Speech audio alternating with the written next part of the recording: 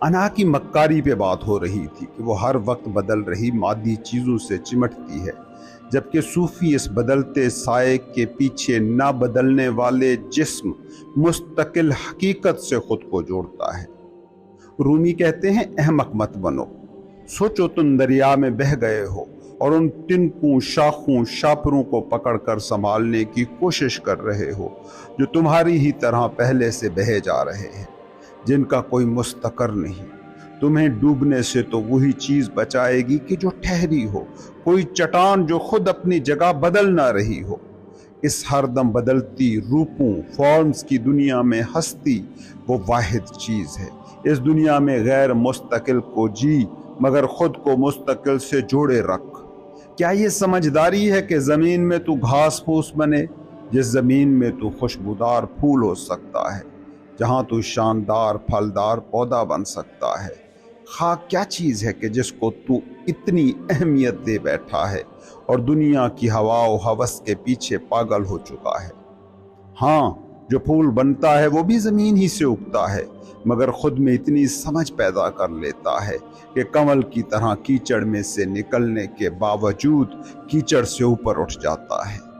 زمین سے تمہارا بس اتنا ہی رشتہ ہے کہ تم نے اپنا مادی جسم وہاں سے لیا ہے، مگر تم صرف یہ زمین نہیں ہو۔ تم میں جو تمہارا تم ہونا ہے وہ آسمانی ہے، اس کا زمین سے کوئی لینا دینا نہیں۔ دیکھتے نہیں روح کا آسمانی فرشتہ تمہارے مٹی کے جسم سے نکلا، تم لاش ہو گئے۔ سو احمق بننے کی ضرورت نہیں، مٹی اور خاک کی قید سے آزادی طلب کر، تاکہ تو اس آسمانی کو پالے جو تیرے اندر ہستی کی شکل میں بہہ رہا ہے، اس مستقل کو پکڑ جو بدلتے مظاہر میں بھی ہمیشہ مستقل ہے۔ انسانی سفر دیکھیے، یہ بچہ ہوتا ہے تو کچھ، لڑکا ہوا تو بدل کر کچھ اور ہو گیا، جوان کا جسم اور ذہن کچھ اور تو بوڑھے کی جسامت اور خد و خال بدل کے کچھ اور ہو گئے۔ مگر اس انسان کو اس کی زندگی کے کسی بھی موڑ پر روک کر پوچھو کہ کون ہو تم، تو وہ کہے گا میں ہوں۔ یہ مستقل میں ہوں یقیناً مٹی سے کوئی سروکار نہیں رکھتا، کیونکہ ایسا ہوتا تو پھر کون سا میں ہوا، بچے کی حالت والا، جوان یا بوڑھے کی حالت والا؟ اس کے بعد رومی ہاروت و ماروت کا قصہ سناتے ہیں۔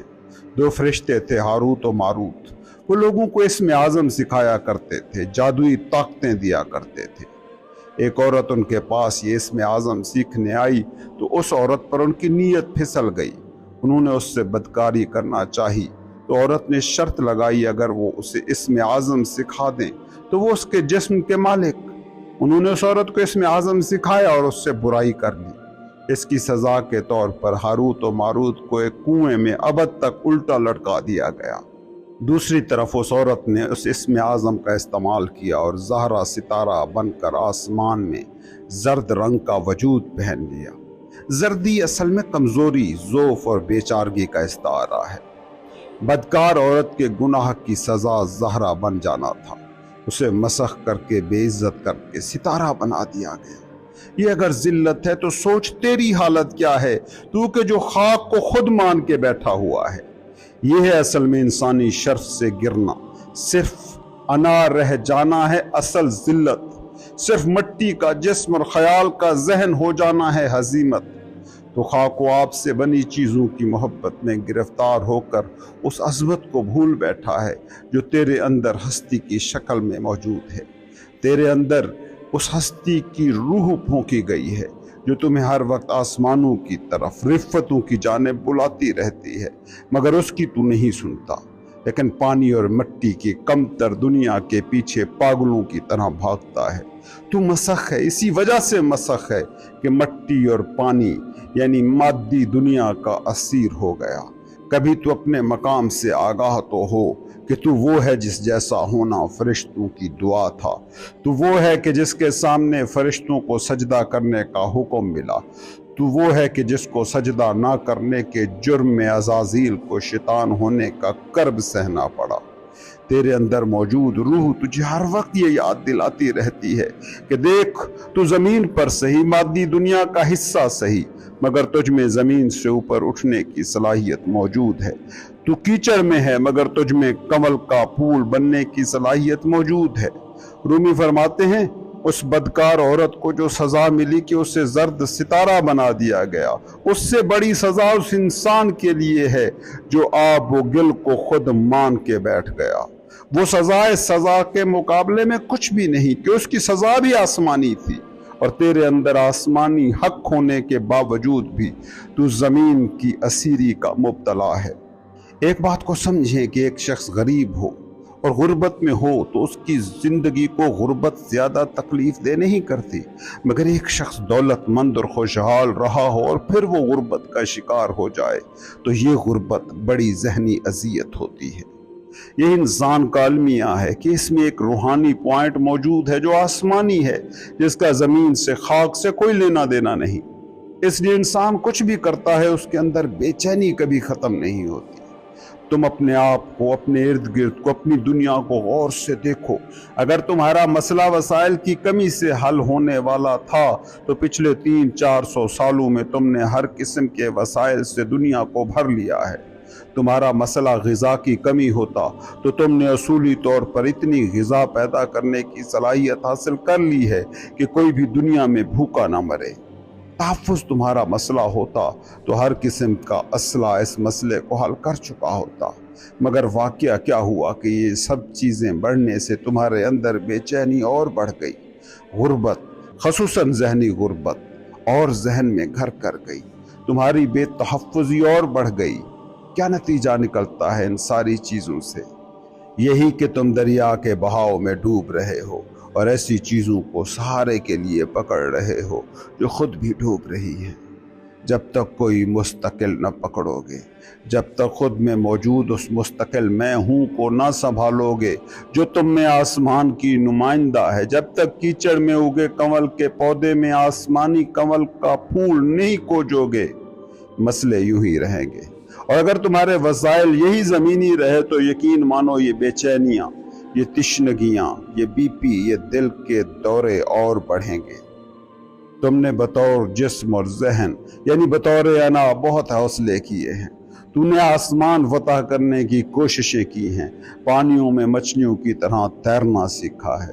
تم نے رسل و رسائل، کمیونیکیشن کے انوکھے رستے کھوجے، مگر اس آدمی کو جاننے سے محروم رہے جس کے سامنے فرشتے جھکے تھے۔ تو کیوں نہیں سوچتا کہ تو اس آدم کی اولاد ہے جس کو سجدہ نہ کر کے فرشتوں کا سردار جن شیطان بن گیا؟